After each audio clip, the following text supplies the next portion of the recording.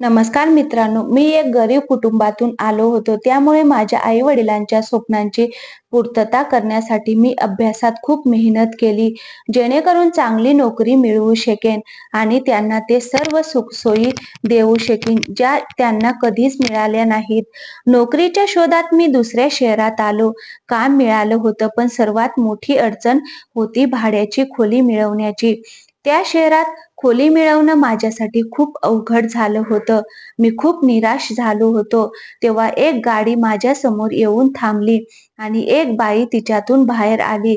तिची नजर माझ्यावर पडली तेव्हा तिने विचारलं, "काय झालं? काही समस्या आहे का?"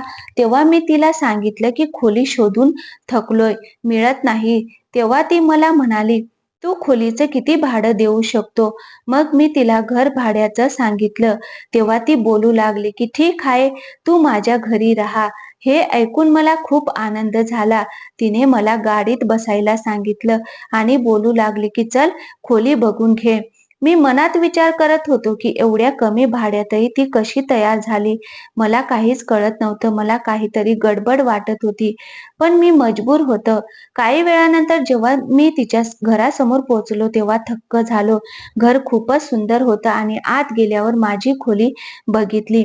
ती तर खूपच छान होती. मी त्या बाईचे आभार मानले तेव्हा ती बाई हसून म्हणाली, "मी तुला ही खोली एवढ्या कमी भाड्यात दिली आहे कारण मी या घरात एकटी राहते आणि मला तू चांगल्या घरचा मुलगा वाटतोस. त्यामुळे कमी भाड्याच्या बदल्यात तू माझे छोटे-मोठे कामं करत राहा."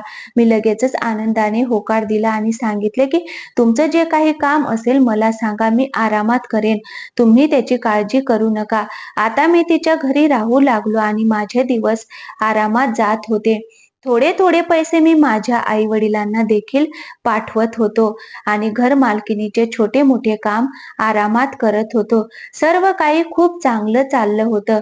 पण त्याच वेळी तो दिवस आला जेव्हा मी पैशासाठी मोहताज झालो. एक दिवशी जेव्हा मी ऑफिसला पोहोचलो, तेव्हा तिथे समजलं की आमची कंपनी तोट्यात चालली आहे. ज्यामुळे सर्वांचा पगार अर्धा केला जात आहे. हे ऐकून माझ्या तर पायाखालची जमीनच सरकली. जेव्हा पूर्ण पगार होता तेव्हाही मी कसेबसे खर्चांमध्ये काटकसर करून माझ्या आई-वडिलांसाठी पैसे वाचवू शकत होतो. आणि आता अर्ध्या पगारात तर माझं स्वतःचं जगणं मुश्किल होणार होतं.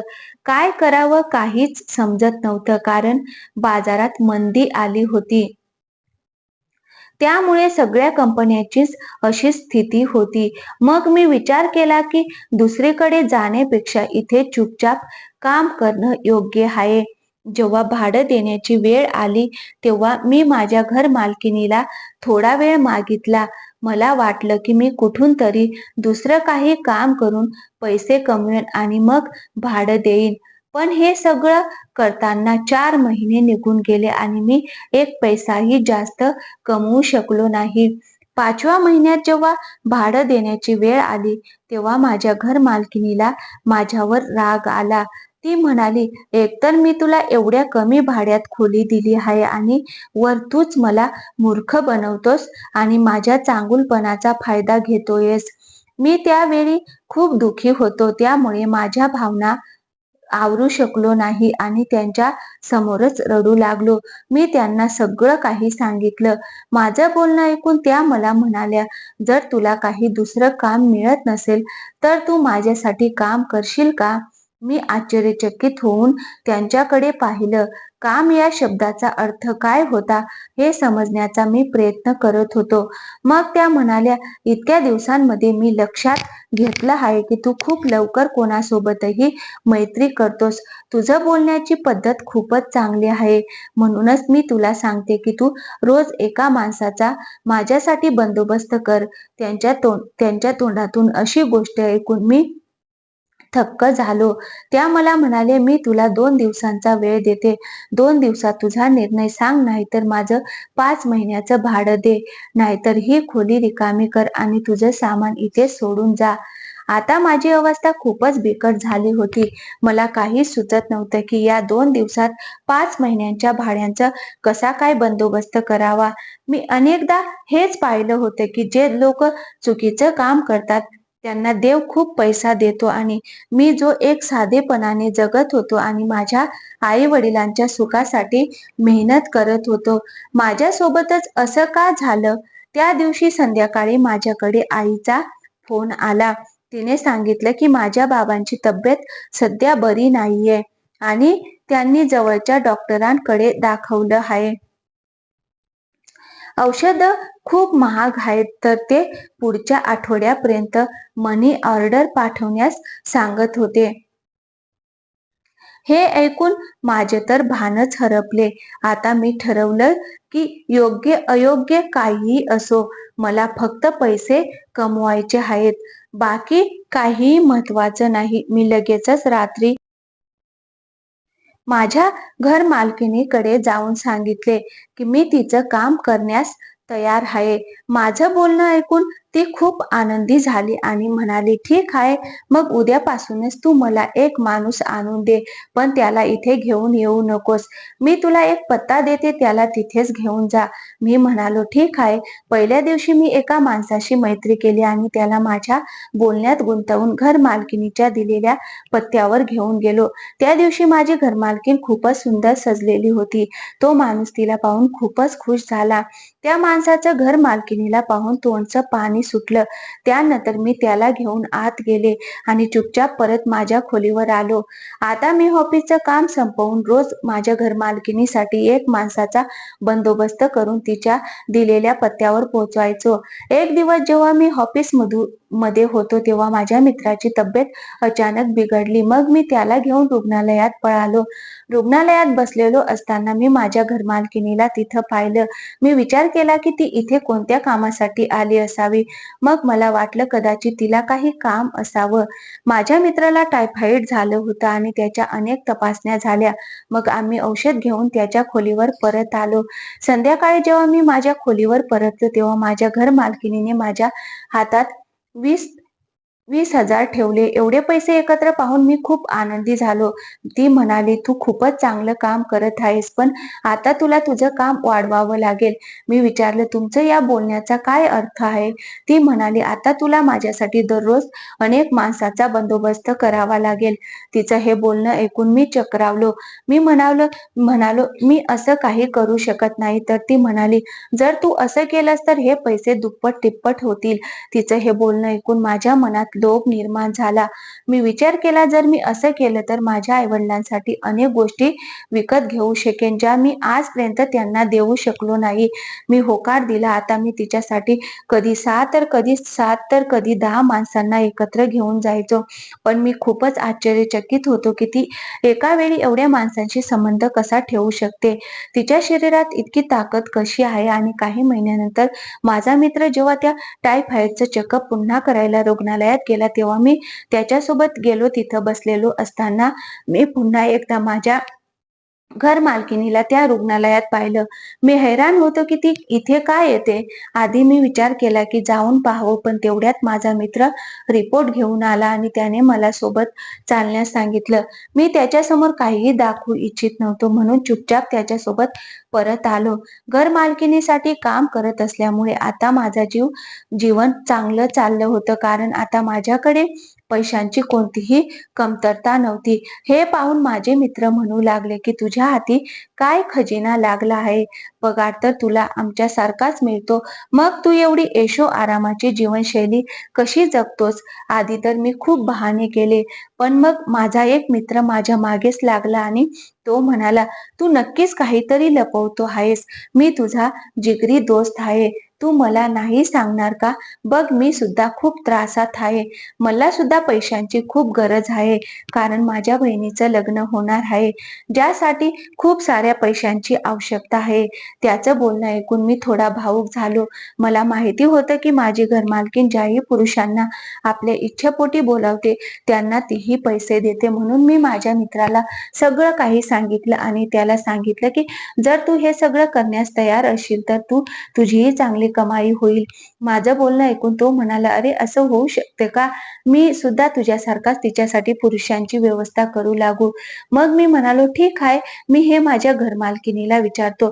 जेव्हा मी माझ्या घरमालकिनीला ही गोष्ट सांगितलं, तेव्हा ती माझ्यावर खूपच रागावली. ती म्हणाली, "तू माझा विश्वासघात केला आहेस. तू ही गोष्ट दुसऱ्या कोणाला का सांगितली?" मी म्हणालो, "तो माझा मित्र आहे आणि तो खूपच मजबूर आहे म्हणूनच मला सांगावं लागलं." माझं ऐकून घरमालकिणीने बोलू लागली, "जर तो मजबूर असेल तर त्याने माझी इच्छा पूर्ण करावी, कारण माझ्यासाठी पुरुषांची व्यवस्था फक्त तूच करशील." दुसऱ्या दिवशी मी माझ्या मित्राला जाऊन ही गोष्ट सांगितली. मग त्याने खूपच मजबुरीत माझ्या घरमालकिनीची इच्छा पूर्ण करण्यास होकार दिला आणि मी त्याला घरमालकिनीने दिलेल्या पत्त्यावर घेऊन गेलो. दुसऱ्या दिवशी जेव्हा मी ऑफिसमध्ये गेलो, तेव्हा मी माझ्या मित्राला विचारलं, "काय झालं होतं?" तर तो म्हणाला, "अरे खूप मज्जा आली. अशी फिलिंग तर मला पहिल्यांदाच मिळाली आणि त्याचबरोबर खूप पैसेही मिळाले.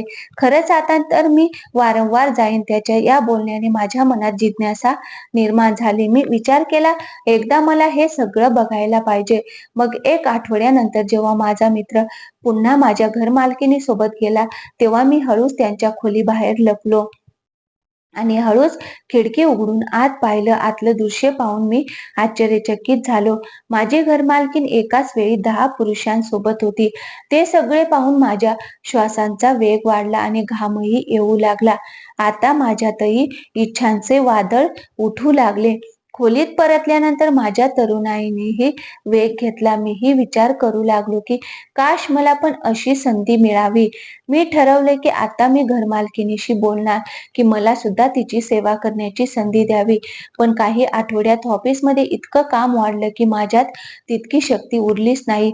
त्यामुळे मला काही दिवस वाट पाहावी लागली. हळूहळू करून 2 महिने उलटले. एका दिवशी माझ्या त्या मित्राची प्रकृती जास्तच बिघडली, तर मी त्याला डॉक्टरकडे घेऊन गेलो. डॉक्टरने त्याचे लक्षण पाहिले आणि मग त्याला तपासणीसाठी पाठवले. मी माझ्या मित्राची वाट पाहत बसलो होतो, तेव्हा मी माझ्या घरमालकिनीला त्या रुग्णालयात पुन्हा पाहिले. मी लगेचच त्या डॉक्टरांच्या कॅबिनमध्ये पोहोचले, जिथून ती बाहेर आली होती. तिच्या बाहेर पडताच मी आत गेलो आणि डॉक्टरला विचारले की ती बाई कशासाठी आली होती.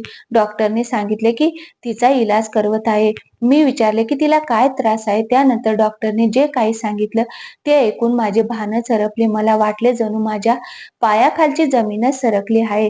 मी लगेचच माझ्या मित्राकडे धावत पोहोचलो. माझ्या मित्राचे चेकअप झाले होते आणि रिपोर्ट 2 तासानंतर मिळणार होता. माझ्या मित्राने माझा चेहरा पाहिला आणि तो म्हणाला, "तू एवढा घाबरला का आहेस?" "अरे मला जास्त काही झालं नसेल." त्याचे बोलणे ऐकून माझ्या डोळ्यातून अश्रू ओघळू लागले. तो मला समजावत होता, पण माझ्या डोक्यात काहीतरी वेगळंच चाललं होतं. मी तर आज रात्री स्वतः त्या घरमालकीणबरोबर माझी इच्छा पूर्ण करण्याच्या कल्पनेत रंगलो होतो. पण देवाने मला वाचवले. मात्र माझा मित्र वाचला नाही. मी हे सगळं विचार करत होतो, तेव्हाच माझ्या मित्राने मला जोरात हलवले आणि मी जणू एका झोपेतून जागा झालो. तो म्हणाला, "तू कशाचा इतका विचार करतो आहेस?" मी रडता-रडता त्याला सगळं सांगून टाकलं. माझं बोलणं ऐकून त्याचेही हातपाय सुटले आणि तो डोकं धरून बसला. 2 तासानंतर जेव्हा रिपोर्ट आला, तेव्हा तेच झालं ज्याची आम्हाला भीती होती. आम्ही वेळ न घालवता पोलिसांकडे पोहोचलो आणि पोलिसांना सगळ्या गोष्टी सांगितल्या. 2 तासांच्या आत मी पोलिसांसोबत माझ्या घरमालकिणीच्या घरात उभा होतो. पोलिसांनी तिला अटक केली आणि आम्हालाही अटक केली, कारण कुठेतरी या सर्वांमध्ये आम्हीही सहभागी होतो. मी माझ्या घरमालकिनीला विचारले, "शेवटी तू आमच्याबरोबर असे का केले?" तर ती मला म्हणाली, "तुझ्याबरोबर तर मी काहीच केले नाही आणि तुझ्या मित्राला तर तूच माझ्याकडे आणले होतेस." मी म्हणालो, "तुला असे करताना लाज नाही वाटली? तू नकळत कित्येकांच्या आयुष्याशी राख-रांगोळी केलीस." ती रागाने ओरडून म्हणाली, "माझं आयुष्य उद्ध्वस्त झालं, त्याचं काय?" मग ती सांगू लागली की या सर्वांची सुरुवात कशी झाली. ती म्हणाली, "माझा एक प्रियकर होता आणि मी त्याच्यावर खूप प्रेम करत होते. त्याच्या खातीर मी माझ्या आई-वडिलांशी भांडून त्याच्याबरोबर पळून गेले. पण त्याने त्याच्या शारीरिक इच्छा माझ्याबरोबर पूर्ण करून घेतल्यानंतर तो मला सोडून गेला. मी त्याला समजावण्याचा खूप प्रयत्न केला, पण तो ऐकायला तयार नव्हता. मग मला कळाले की तो माझ्यासोबत कित्येक मुलींशी संबंध ठेवत होता. हे पाहून माझं हृदय तुटलं आणि मी घरी परत आले. माझ्या आई-वडिलांनी मला आनंदाने स्वीकारले कारण मी माझ्या आई-वडिलांची एकुलती एक मुलगी होते आणि आमच्या घरात पैशांची कधीच कमी नव्हती. कारण मी माझ्या वडिलांच्या सगळ्या संपत्तीची एकमेव वारसदार होते. काही महिन्यानंतर माझ्या वडिलांनी माझं लग्न एका खूप श्रीमंत कुटुंबातील मुलासोबत करून दिलं. मी विचार केला की आता मी माझं सगळं प्रेम माझ्या पतीला देईन, पण लग्नाच्या काही महिन्यांनी कळालं की तोही दुसऱ्या महिलांसोबत संबंध ठेवतो. आता माझ्या माणसावरचा विश्वास उडाला होता. मला माणसांचा तिरस्कार होऊ लागला कारण मी ज्या माणसाला जवळून ओळखले होते तो फक्त शरीराचा भुकेला निघाला. त्याला प्रेमाचं काही मोल नव्हतं, फक्त शरीराची हाव होती. मी विचार केला की मी माझ्या पतीला घटस्फोट देईन आणि आयुष्यभर एकटी राहीन. हा विचार करून त्याला घटस्फोट देऊन मी घरी परत आले. पण काही महिन्यांनी एक अशी गोष्ट समोर आली ज्यामुळे माझं जगच बदललं. मला कळलं की मला येडच झालं आहे, ज्याचं कारण माझा नवरा होता, कारण तो एकाच वेळी अनेक महिलांशी संबंध ठेवत होता. आता माझा तिरस्कार इतका वाढला होता की त्याची काहीच सीमा नव्हती. मी त्याच दिवशी निर्णय घेतला की आता मी कोणत्याही अशा माणसाला सोडणार नाही जो एका स्त्रीच्या शरीराकडे बघून वासनेच्या भावनेने लाळ गाळतो. आणि मग मी या आजाराचा प्रसार करण्याचा निर्णय घेतला. तुझ्यासोबत मी हे सगळं यासाठी केलं नाही कारण तुझ्यात मी एक चांगला माणूस पाहिला, ना की एका स्त्रीच्या शरीराचा भुकेला प्राणी. मी एवढ्या दिवसांपासून जिवंत आहे कारण मला वेळेवर या आजाराची माहिती मिळाली आणि मी माझं योग्य उपचार करत आहे. कारण मला शक्य तितक्या जास्त लोकांना माझं शिकार बनवायचं आहे. मला माहिती आहे की मी जिवंत राहणार नाही, पण मला माझ्या केलेल्या कृत्याचं कोणतंही दुःख नाही. माझ्या मित्राची अवस्था खूपच वाईट झाली होती आणि मी देखील मनोमन खूप पश्चाताप करत होतो. मी विचार केला, लालसेच्या आहारी जाऊन मी माझ्या मित्राला स्वतःच मृत्यूच्या दारात ढकललं. मित्रांनो, आता तुम्हीच सांगा, माझ्या मालकिणीने स्वतःवर झालेल्या अन्यायाचा बदला घेण्यासाठी इतरांना अशा प्रकारे मृत्यूच्या जाळ्यात ओढून योग्य केले की अयोग्य? तुमचे काय मत आहे ते? आणि स्टोरी आवडली असेल तर व्हिडिओला एक लाईक करा आणि हो, चॅनलवर नवीन असाल तर प्लीज चॅनलला सबस्क्राईब करायला विसरू नका. Thank you. धन्यवाद मित्रांनो.